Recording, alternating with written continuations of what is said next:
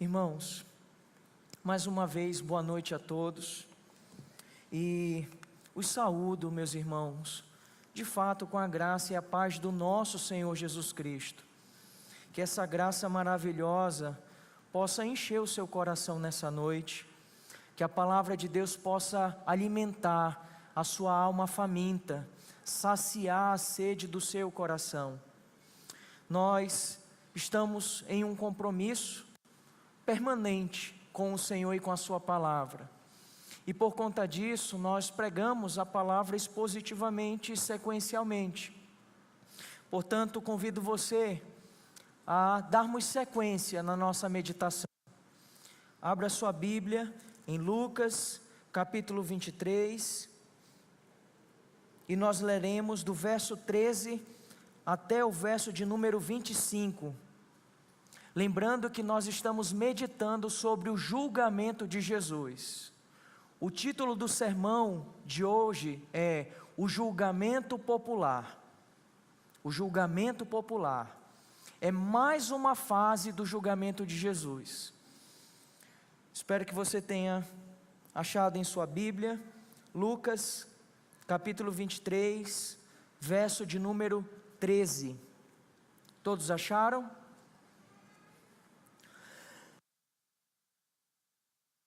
Sim, a palavra do Senhor. Pilatos então reuniu os principais sacerdotes e as autoridades e o povo, e lhes disse: vocês me apresentaram este homem como sendo um agitador do povo, mas tendo-o interrogado na presença de vocês, nada verifiquei contra ele dos crimes de que vocês o acusam, nem mesmo Herodes, pois o mandou de volta para cá. Assim, é claro que ele não fez nada que mereça a pena de morte. Portanto, após castigá-lo, ordenarei que seja solto. E ele era obrigado a soltar-lhe um detento por ocasião da festa. Toda a multidão, porém, gritava: fora com este, solte-nos Barrabás. Barrabás estava preso por causa de uma revolta na cidade e também por homicídio. Pilatos, querendo soltar Jesus, falou outra vez ao povo. Eles, porém, gritavam mais ainda: crucifique, crucifique-o. Então, pela terceira vez, Pilatos lhes perguntou: que mal fez este? De fato, não achei nada contra ele para condená-lo à morte. Portanto, depois de o castigar, mandarei soltá-lo. Mas eles insistiam com grandes gritos, pedindo que fosse crucificado, e o clamor deles prevaleceu. Então Pilatos decidiu atender-lhes o pedido. Soltou aquele que estava encarcerado por causa da revolta e do homicídio, a quem eles pediam, e quanto a Jesus, entregou-o à vontade deles. Que Deus fale aos nossos corações, que o Espírito Santo realize a obra que só Ele pode fazer nessa noite, que é te convencer dessa verdade que foi lida agora há pouco, que é te convencer da necessidade que você tem do Senhor Jesus. Nós estamos aqui, meus irmãos, diante do julgamento de Jesus, e como temos meditado, quem é Jesus? Acredito que está claro para todos nós que Jesus é o justo, que Jesus é o santo, ou melhor, que Jesus é o Filho de Deus. E o Filho de Deus, nesse momento, ele está como que sentado no banco dos réus, sendo julgado por homens de mãos sujas e de coração perverso, homens cheios de iniquidade, cheios de toda inveja. São esses os juízes de Jesus, são esses que estão julgando o Filho de Deus. De alguma maneira, eu quero dizer para você, que nessa noite, em certo sentido, há um julgamento em seu coração, quanto à pessoa de Jesus. constantemente, meus irmãos, de alguma maneira, todos nós estamos sendo expostos a um julgamento, tendo que decidir entre a verdade e a mentira, tendo que decidir entre viver uma vida sincera ou hipócrita, entre a santidade e o pecado, entre a palavra de Deus ou a palavra dos homens, entre o Filho de Deus ou entre nós mesmos. Nós estamos constantemente julgando, decidindo, avaliando. Mas, como temos meditado, Jesus de fato foi julgado. Não apenas no coração das pessoas, mas Jesus ele passou por um julgamento. E ao longo dos 2 últimos domingos, nós percebemos, e ficou ainda mais claro, que esse julgamento foi um julgamento injusto, contaminado, cheio de nulidades e ilegalidades. Muitas barbaridades foram cometidas. Em um primeiro momento, Jesus sofreu um julgamento religioso, perante o Sinédrio. Um julgamento de natureza puramente religiosa, de pessoas que deveriam conhecer o Senhor, de pessoas que tinham conhecimento da lei, mas ainda assim, mesmo diante daquele que havia sido prometido em todo o Antigo Testamento, aqueles homens se recusavam a crer em Jesus. Eles estavam obstinados de coração, negando conscientemente em seu coração ao Senhor. Uma vez que aqueles homens desejavam nada menos que a morte de Jesus, não satisfeitos, encaminharam o Senhor a Pilatos. E esse, por sua vez, mesmo tendo uma plena consciência de que Jesus não havia cometido nenhum crime, mesmo assim, Pilatos, talvez na expectativa de ter uma fuga dessa responsabilidade, ele transfere esse julgamento a Herodes, um julgamento civil.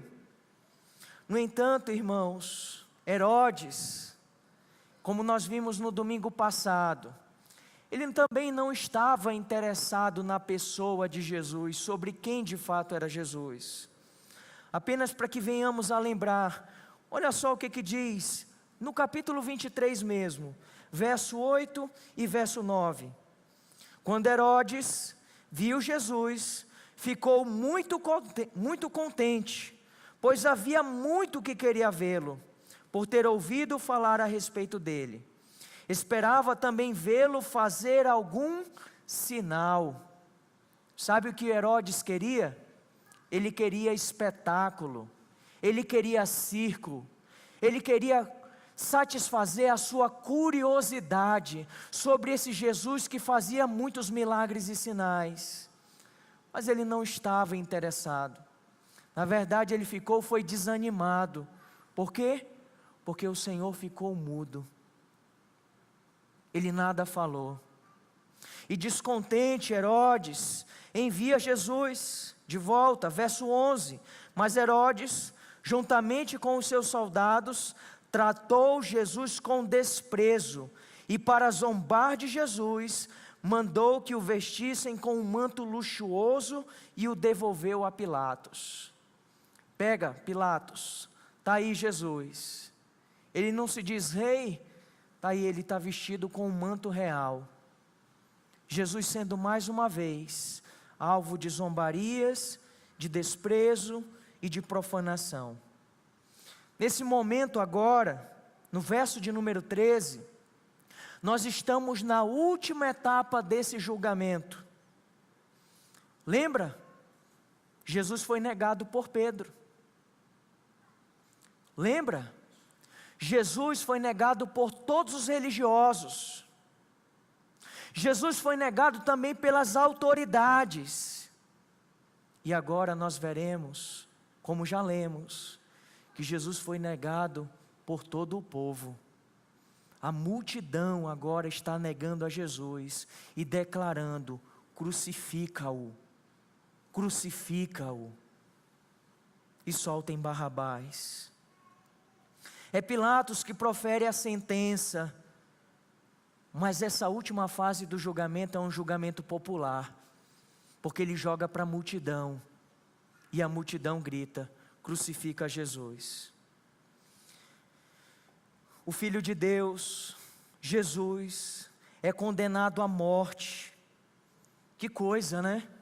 O inocente rejeitado pelos homens em troca de um assassino revolucionário. Era isso que era Barrabás. As pessoas estão negando um inocente e desejando um assassino revolucionário, que era Barrabás.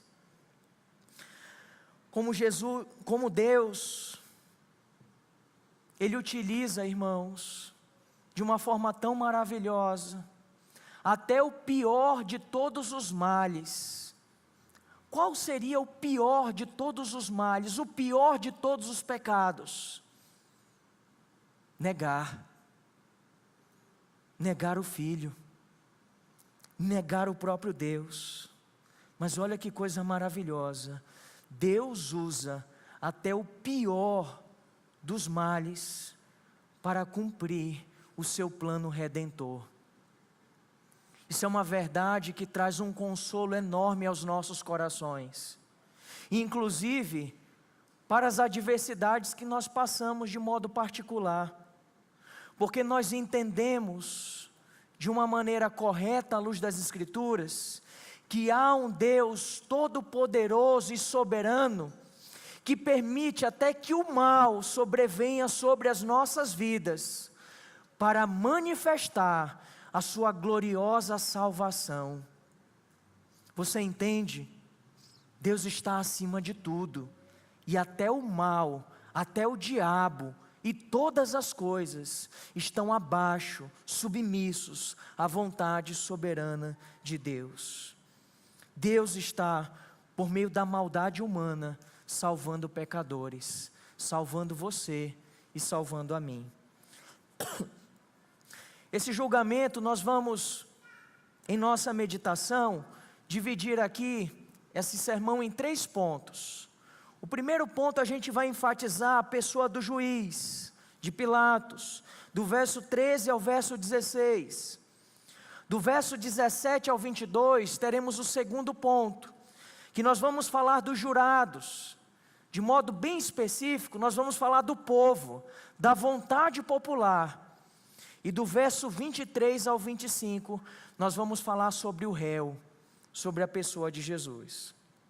Então, começando com o primeiro ponto, o juiz desse julgamento, a pessoa que está sob a responsabilidade, sob a condução desses trabalhos, é Pilatos, o omisso Pilatos. Nós estamos aqui diante da omissão de Pilatos. Olha o que diz o verso de número 13. Pilatos então reuniu os principais sacerdotes e as autoridades e o povo. Olha que coisa interessante. Agora Pilatos não convoca apenas o sinédrio. Ele não está falando apenas para os líderes do sinédrio, os líderes religiosos. Agora Pilatos está convocando toda a multidão, todo o povo, porque o pronunciamento que ele há de fazer agora é público, e é um pronunciamento definitivo sobre a vida de Jesus. Apesar das acusações, depois de interrogar Jesus, uma coisa que o texto deixa muito claro para todos nós: Pilatos estava convencido da inocência do Senhor. Ele não estava em dúvida. Olha o que diz o texto seguinte, verso 14. E ele lhes disse: vocês me apresentaram este homem como sendo um agitador do povo, mas, tendo-o interrogado na presença de vocês, nada verifiquei contra ele dos crimes de que vocês o acusam. Percebe? Pilatos não tem dúvida da inocência de Jesus. Ele não reconhece nenhuma culpa sobre Jesus.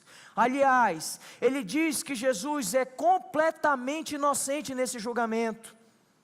E mais ainda, ele reforça a sua palavra dizendo: não apenas eu penso assim, mas também o governador da Galileia, não somente eu como sendo governador da Judeia, mas também Herodes pensa da mesma forma.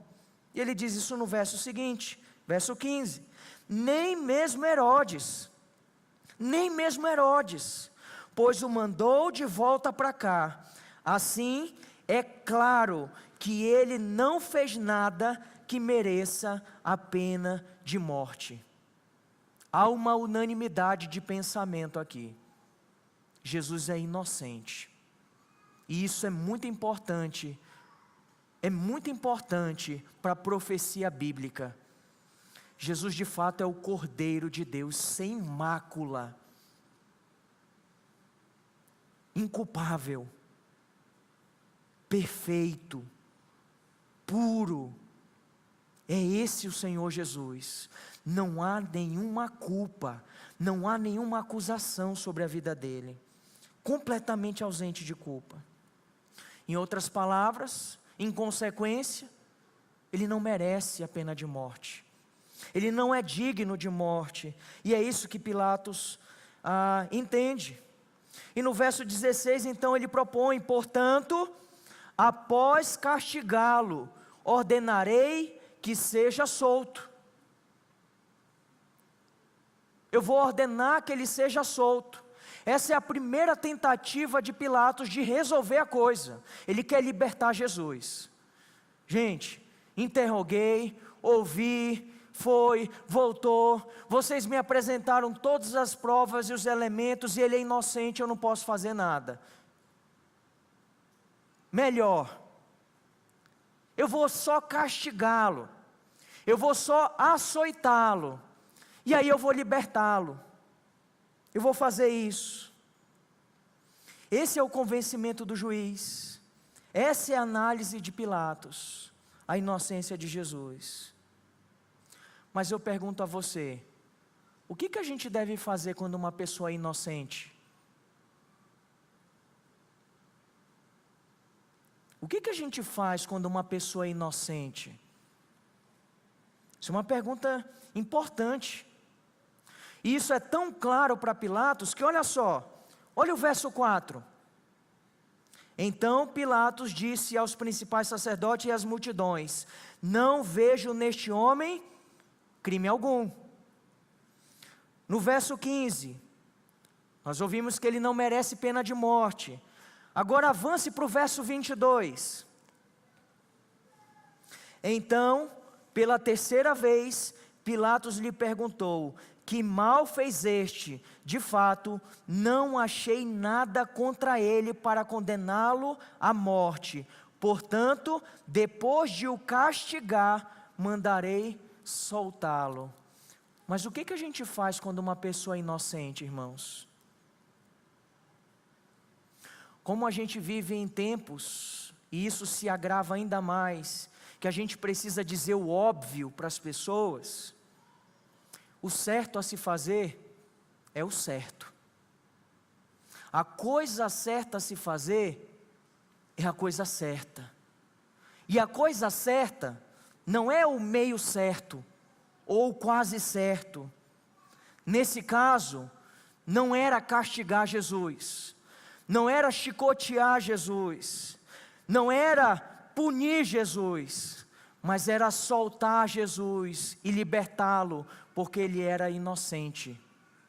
Essa era a coisa certa a se fazer. Mas Pilatos era incapaz de fazer isso. Por quê? Porque algo competia no coração dele. O preço da injustiça era mais barato do que o preço da sua reputação, do seu controle, do seu status e do seu domínio. Você entendeu o que eu disse? Pilatos considerava de maior importância a reputação dele, a posição dele, do que ele ser considerado injusto num julgamento qualquer. Fato é, irmãos, que há um contexto histórico que é importante de ser dito aqui. Porque quando a gente lê essa narrativa, a gente precisa entender que há uma realidade aqui. Não é a primeira e nem a segunda vez que Pilatos se vê em um conflito, em um tumulto. E, de alguma maneira, o futuro da carreira dele estava comprometido aqui. Ele não poderia ser envolvido em mais uma confusão nessa província da Judéia, porque senão o seu cargo, a sua posição estaria em risco. Então nós temos um homem aqui amedrontado, preocupado com a sua posição, em preservar a sua própria vida. Em outras palavras, Pilatos se importava mais consigo mesmo do que com Jesus. Ele se importava mais com ele mesmo do que com Jesus. Sabe aquele ato dele de lavar as mãos, que nos é omitido aqui em Lucas, mas está em outros evangelhos? Aquilo ali não expõe a inocência dele, mas expõe a conivência dele. Se nós olharmos o Antigo Testamento, muito provavelmente Pilatos, ele fez essa prática movido por um ato cerimonial de Deuteronômio, lavando as suas mãos, talvez, como que dizendo, eu não tenho parte com isso. Só que quando ele lava as suas mãos, sim, ele está colocando todo o peso de responsabilidade do que está acontecendo sobre a costa dos judeus. Mas em contrapartida, irmãos, ele não está eliminando o peso de sua culpa. Ele é uma pessoa omissa diante da verdade. Ele sabe da verdade, ele foi convencido da inocência, mas existe algo maior no seu coração. Pergunto a você com toda a sinceridade, para que você seja sincero diante de Deus: quantas e quantas vezes você tem adotado uma postura de isenção? Quantas e quantas vezes você tem fechado a sua boca, você tem se isentado de agir da maneira correta, da maneira santa? Você tem se calado diante da verdade e da justiça, porque você está procurando se preservar. Isso não precisa ser feito diante das popularidades de muitas pessoas, não. Às vezes a gente faz isso diante de uma pessoa que a gente está querendo agradar. A gente nem precisa ter um grande público para cair nesse pecado. Irmãos, por vezes, tentando acertar a prudência, a gente acaba acertando em cheio a omissão. E a gente acaba deixando de fazer o bem que nós deveríamos fazer. E com isso, a gente peca contra Deus. Aquele que sabe que deve fazer o bem e não faz, ele está pecando. Ele está pecando. Pilatos tinha medo. Do que você tem medo? Quais são os teus medos? Você conhece os seus medos? Os seus medos pecaminosos são aqueles que te impedem de você fazer o que você deve fazer. Eles são tão grandes na sua vida, que eles concorrem com Deus, e te impedem de fazer a coisa certa, porque eles são maiores do que Deus na sua vida. Quais são os teus medos? Pilatos teve medo da multidão, e ele teve medo também das ameaças do sinédrio. Olha só João 19, verso 12 até o verso 16. João 19, 12 a 16.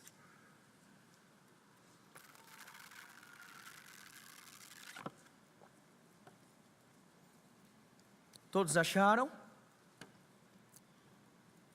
A partir desse momento, Pilatos queria soltá-lo, mas os judeus gritavam: Olha o que eles gritavam, irmãos: se você soltar este homem, não é amigo de César.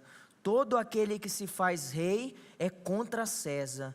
Quando Pilatos ouviu essas palavras, trouxe Jesus para fora e sentou-se no tribunal, no lugar chamado Pavimento, em hebraico, Gabatá. E era a preparação da Páscoa, por volta do meio-dia. E Pilatos disse aos judeus: eis aqui o rei de vocês. Eles, porém, clamavam: fora, fora, crucifique-o. Então Pilatos perguntou: devo crucificar o rei de vocês? Os principais sacerdotes: não temos rei senão César. Então Pilatos entregou Jesus para ser crucificado e eles o levaram. Irmãos, isso é muito forte. Foram os principais líderes religiosos que negaram o Senhor a tal ponto de dizer: nós não temos outro rei senão César. O que tem reinado na sua vida? O que tem sido maior do que Deus na sua vida? Bom, o verso 17 continua. E aqui nós temos evidenciado, irmãos, a postura da multidão. Os jurados são aqueles que vão opinar sobre aquele caso em específico. E nós temos aqui uma multidão alvoroçada, uma multidão que está negando o Senhor. O verso 17 diz: e ele era obrigado a soltar-lhes um detento, por ocasião da festa. Na sua Bíblia isso está entre colchete, né? Isso significa, meu irmão, que nos manuscritos mais antigos, esse versículo ele não se encontra, tá bem? Nos manuscritos mais antigos, apenas nos mais recentes. No entanto, isso não tem nenhuma dificuldade para nós, porque se você abrir nos outros evangelhos, você vai perceber que em todos eles é descrito esse contexto. Então isso daqui serve para nos contextualizar. Se você abrir, por exemplo, em Marcos, você vai perceber, Marcos 15, verso 6, que essa passagem ela é reforçada, a realidade dessa anistia pascual. Pilatos, em meio às festividades, ele liberava, ele isentava, ele perdoava um dos prisioneiros. Então, essa era a realidade da época. E é interessante porque Lucas, ele continua, dizendo que em meio a essa realidade, em meio a essa possibilidade de soltar um prisioneiro, talvez na cabeça de Pilatos passava-se o seguinte pensamento: não consegui libertá-lo, as pessoas estão pedindo para crucificá-lo, já sei, vou amenizar a pena, vou dizer apenas para açoitá-lo, e as pessoas, não queremos. Aí Pilatos tem uma outra ideia: já sei, eu vou então colocar lado a lado com um criminoso de verdade, e provavelmente as pessoas vão escolher Jesus, e Jesus vai ser inocentado. Mas não é isso que acontece. Não é isso que acontece. Verso 18 diz: toda a multidão, porém, gritava: fora com este, solte-nos Barrabás. Fora com este, solte-nos Barrabás. A multidão, irmãos, é descrita aqui como gritando. Havia um forte apelo. E perceba que esse apelo ele é crescente, cada vez maior. Verso 18, a multidão gritava. Verso 20 e 21, Pilatos, querendo soltar Jesus, falou outra vez ao povo. Eles, porém, gritavam mais ainda. Você entendeu? O progresso, a intensificação. Eles gritavam, e agora estão gritando muito mais ainda: crucifica, crucifica. E por uma terceira vez, curiosamente, por uma terceira vez, como que apontando o ápice, como que apontando o ponto alto. Percebe a semelhança com Pedro?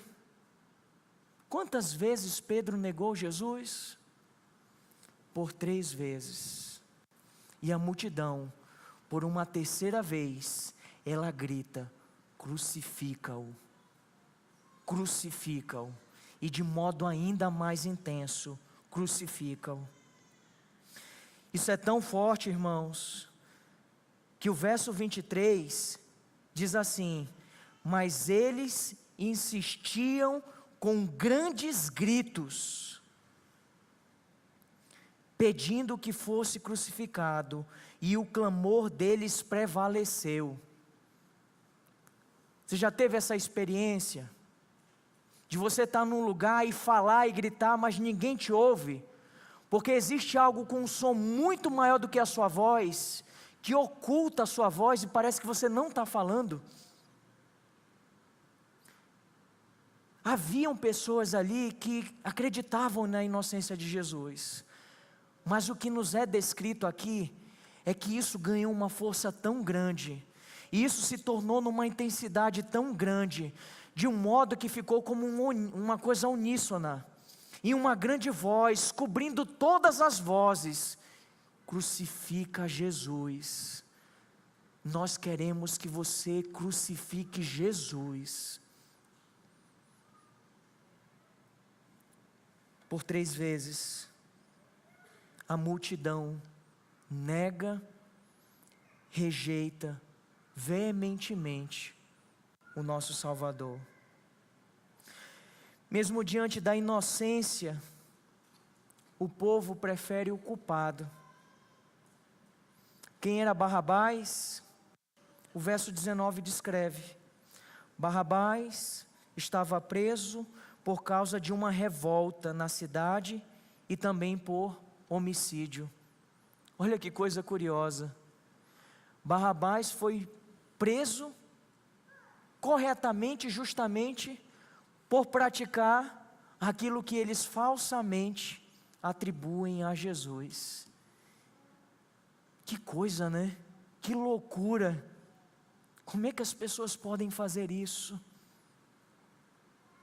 Preferir Barrabás ao invés de Jesus. Quase que ironicamente, essas pessoas induzidas e manipuladas pela inveja dos religiosos, elas preferem a libertação de Barrabás ao invés de Jesus. Marcos capítulo 15, olha o que diz o verso 7. Havia um chamado Barrabás, preso com rebeldes, os quais em um tumulto haviam cometido homicídio. Barrabás, ele fez isso. Ele estava realizando um tumulto e uma revolta na Judéia. E em meio a isso, provavelmente ele matou algum cidadão romano, alguém da guarda romana, e ele estava preso dignamente. Pilatos coloca esse homem diante da multidão e coloca Jesus, e as pessoas querem esse homem ao invés de Jesus. Sabe aquele ditado: a voz do povo é a voz de Deus? Não, a voz do povo não é a voz de Deus. A vontade da maioria deve prevalecer. Você já ouviu isso? Isso é uma máxima, mas nem sempre a verdade está com a maioria. Nem sempre a verdade está com a maioria. Meus irmãos, nós não nos guiamos, nós não somos guiados por meio da vontade das multidões. Nós não estamos seguindo o curso desse mundo. Nós estamos como que nadando contra a correnteza. Nós seremos minoria. E sabe qual é a verdadeira minoria nesse mundo? e a minoria mais perseguida e morta e assassinada nesse mundo são os cristãos. São esses. Às vezes, meu irmão, a coisa certa a se fazer é ir contra a multidão. É quando todas as pessoas estiverem gritando isso, isso, isso, e nós iremos contra essa multidão.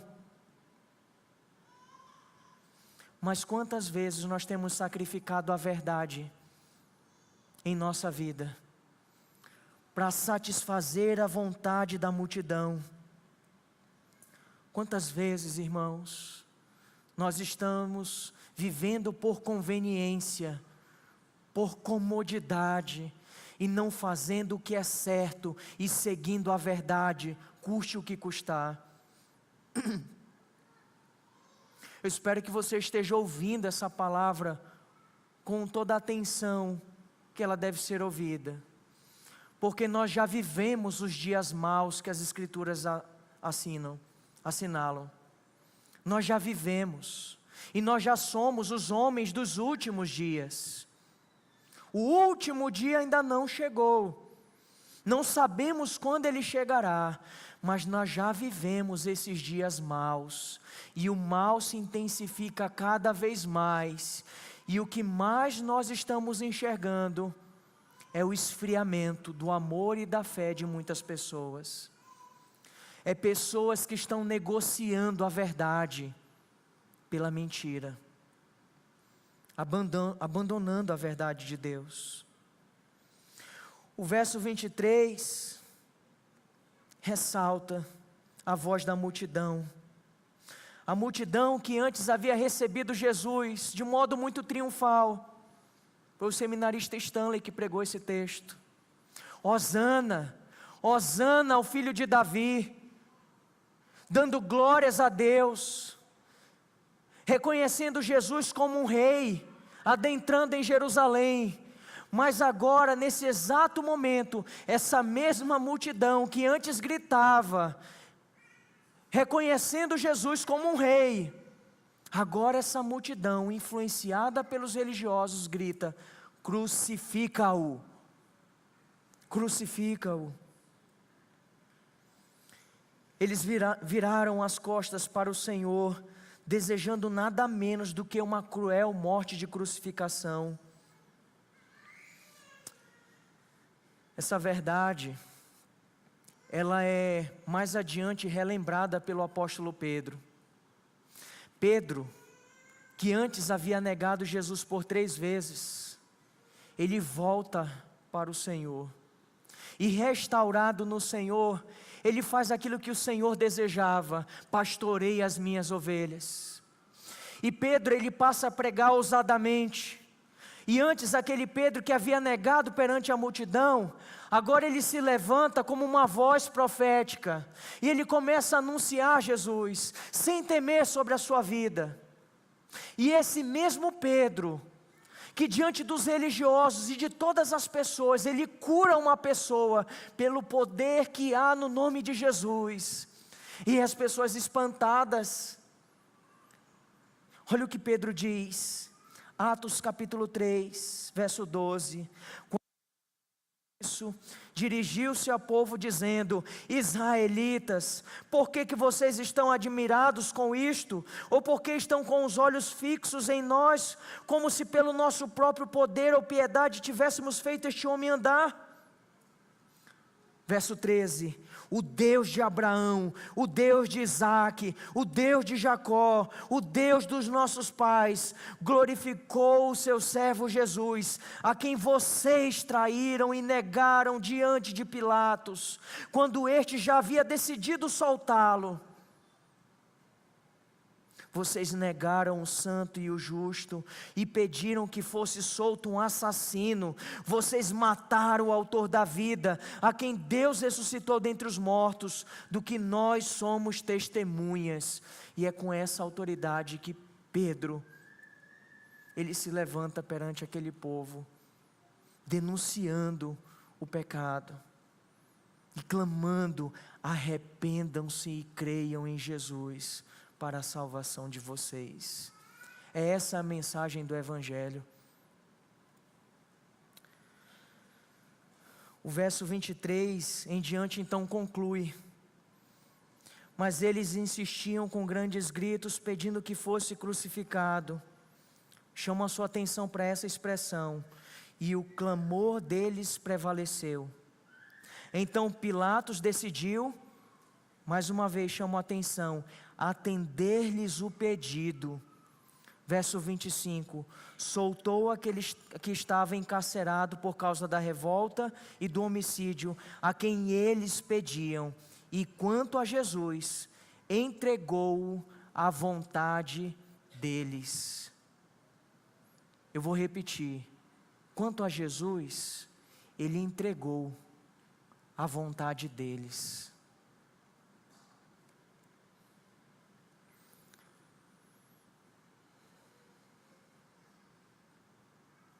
Sabe qual é uma das maiores bênçãos que você tem como um cristão?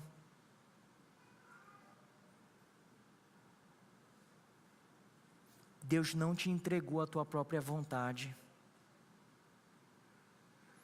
Uma das maiores bênçãos que você tem como cristão, Deus não te largou a tua própria vontade.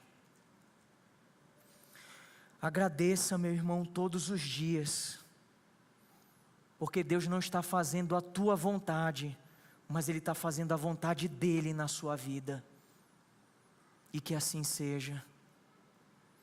Romanos capítulo 1, verso 21, quando Paulo vai nos dar um retrato da depravação da humanidade, ele retrata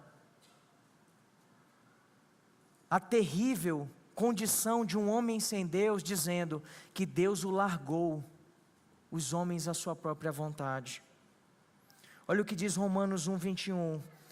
Porque tendo conhecimento de Deus, não glorificaram como Deus, nem lhe deram graças, pelo contrário, se tornaram nulos em seus próprios raciocínios, e o coração insensato deles se obscureceu. Dizendo que eram sábios, se tornaram tolos, e trocaram a glória do Deus incorruptível por imagens semelhantes ao ser humano corruptível, as aves, os quadrúpedes e os répteis. Verso 24: por isso Deus os entregou à impureza, pelos desejos do coração deles, para desonrarem o seu corpo entre si. É a pior coisa que Deus pode fazer, é te entregar a sua própria vontade. Seja feita a tua vontade então, faz a tua vontade, se acaba e se arruína na tua vontade. É por isso que nós clamamos: Senhor, seja feita a tua, Senhor, e não a minha, a tua. Verso 26, por causa disso Deus os entregou às paixões vergonhosas, porque até as mulheres trocaram o modo natural das suas relações íntimas por outro contrário à natureza. E o texto continua: da mesma forma também os homens, deixando o contato natural da mulher, se inflamaram mutuamente em sua sensualidade, cometendo indecência, homem com homem, recebendo em si mesmo a merecida punição do seu erro. É isso que está acontecendo, uma depravação cada vez maior da humanidade. Por quê? Porque o fim é chegado, o fim está próximo.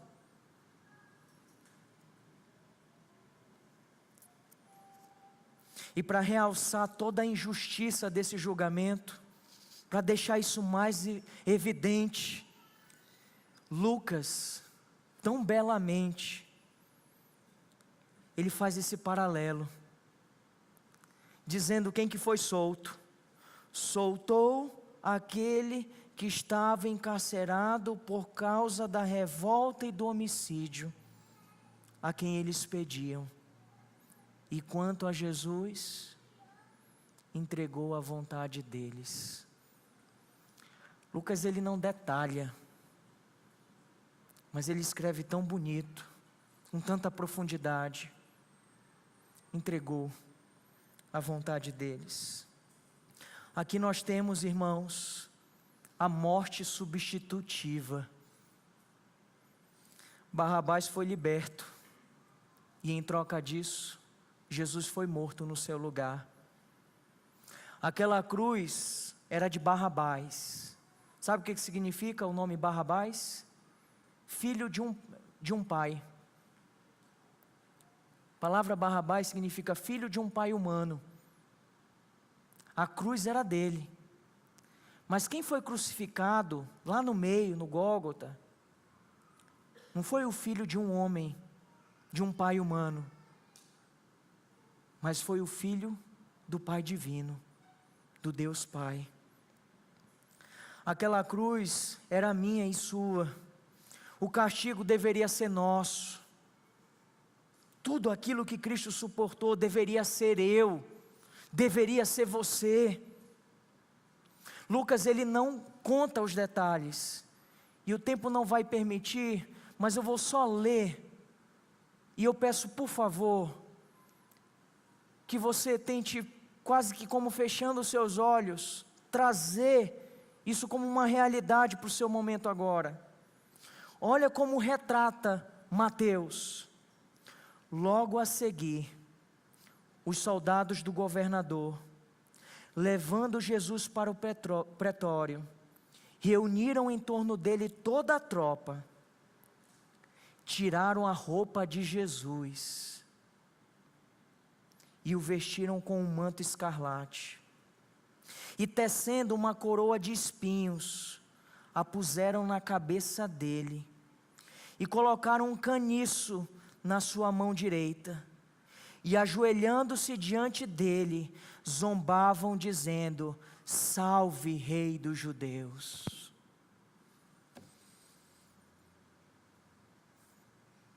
Você está fazendo o exercício? É até difícil, irmãos, porque a gente sabe que esse Jesus não é só um homem qualquer, Ele é o Filho de Deus. E cuspindo nele, pegaram o caniço e batiam na cabeça dele. Depois de terem zombado dele, tiraram-lhe o manto e o vestiram com as suas próprias roupas. Então o levaram para ser crucificado.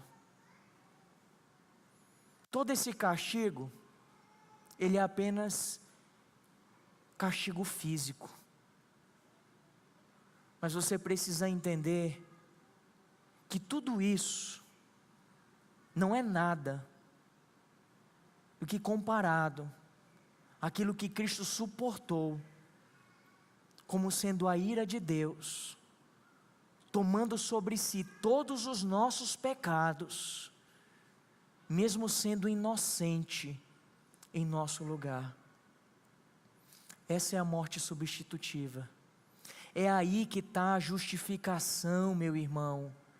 Você que é um crente, você não tem do que se vangloriar, porque não há nenhum justo sequer, não há nenhum. Todos nós só estamos aqui por causa da graça que nos alcançou. Nós somos indignos, nós não merecemos nada. Nós não merecemos nada. Romanos capítulo 8, capítulo 5 diz: portanto, assim como por uma só ofensa veio o juízo sobre todos os seres humanos para a condenação, assim também, por um só ato de justiça, veio a graça sobre todos para a justificação que dá vida. Porque como pela desobediência de um só homem, muitos se tornaram pecadores, assim também, por meio da obediência de um só, muitos se tornarão justos. Aonde que está a minha justiça? Aonde que está a sua justiça? Está em Jesus, naquilo que Ele fez, naquilo que Ele suportou em nosso lugar.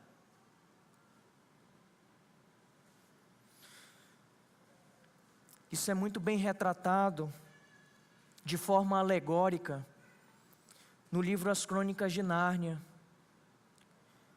o primeiro livro escrito por C.S. Lewis. Recomendo que você leia, recomendo que você leia com seus filhos. Recomendo que seu filho já souber ler, que você dê esse livro para que ele possa ler. O Leão, o Feiticeiro e o Guarda-Roupa. Porque C.S. Lewis, ao escrever essa história, de alguma maneira ele está traçando um paralelo. E dentro daquela história, Edmundo é um dos irmãos que mente, e que ele é merecedor da condenação. Mas Aslan, na história retratada, ele é aquele que toma o lugar, e ele morre no lugar de Edmundo, para que Edmundo fosse salvo e liberto. Agora, o que é mais maravilhoso?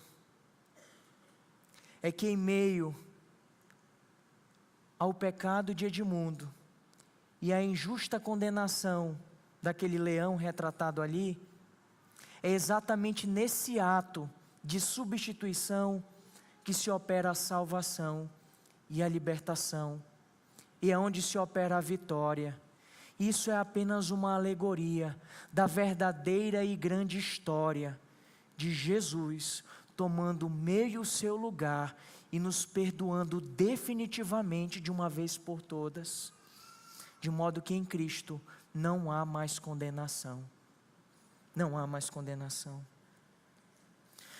De que maneira podemos aplicar essas verdades em nossas vidas? O que esse texto nos ensina? Porque nós entendemos muito bem o que aconteceu lá no passado, mas de que maneira ele se aplica? Se você ainda não pensou a respeito disso, esse texto, irmãos, revela a corrupção do coração de todo ser humano.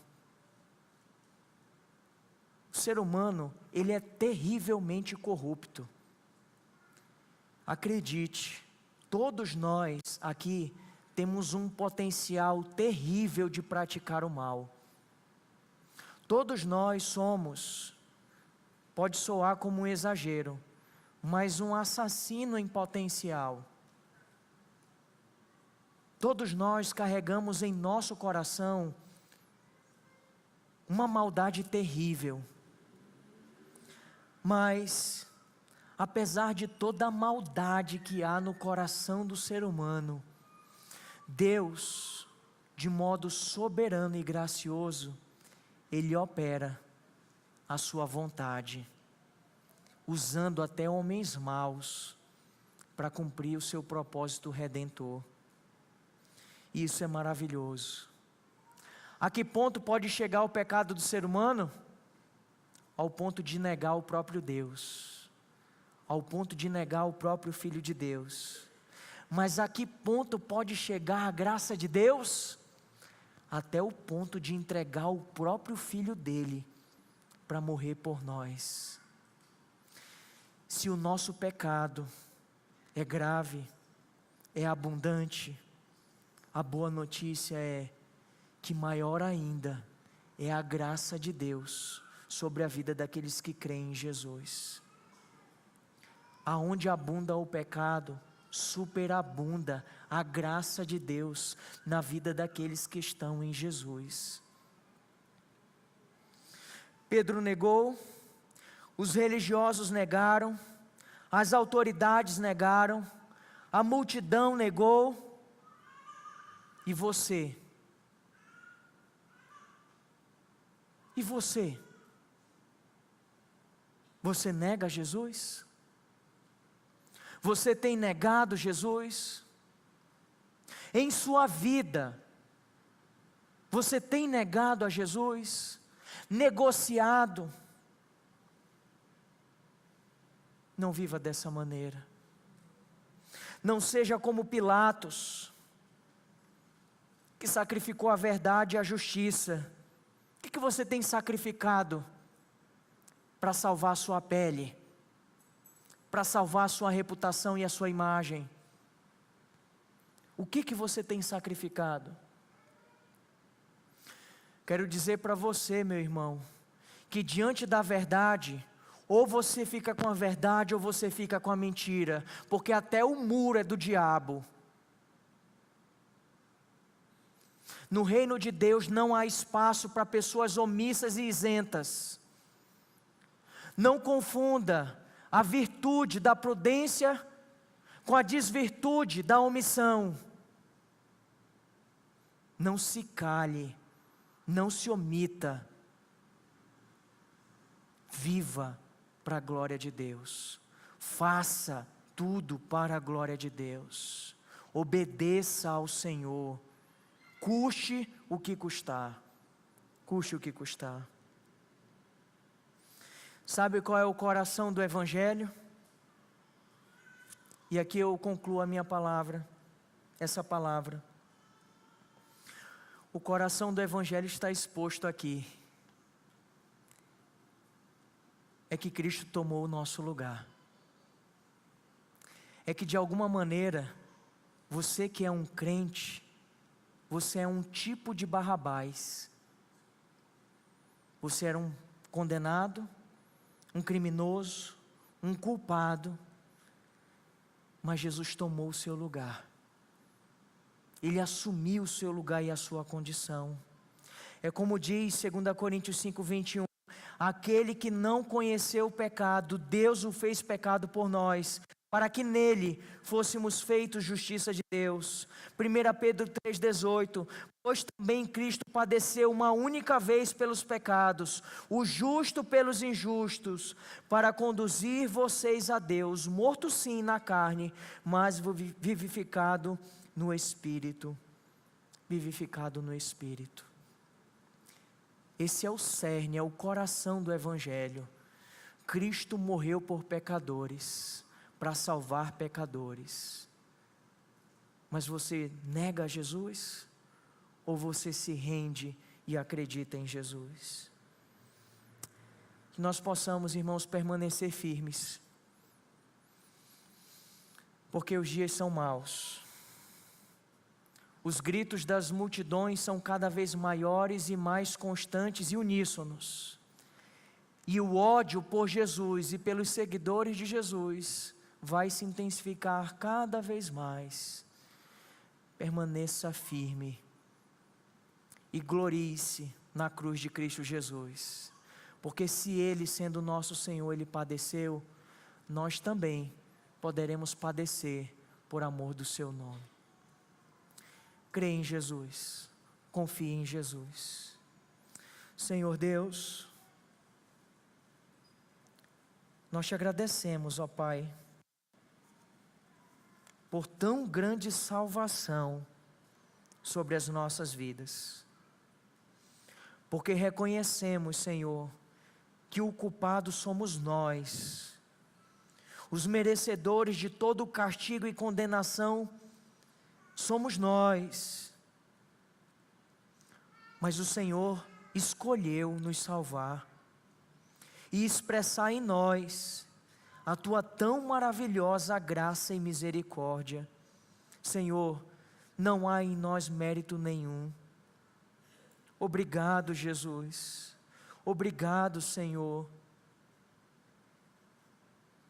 E que o Teu amor possa nos constranger nessa noite.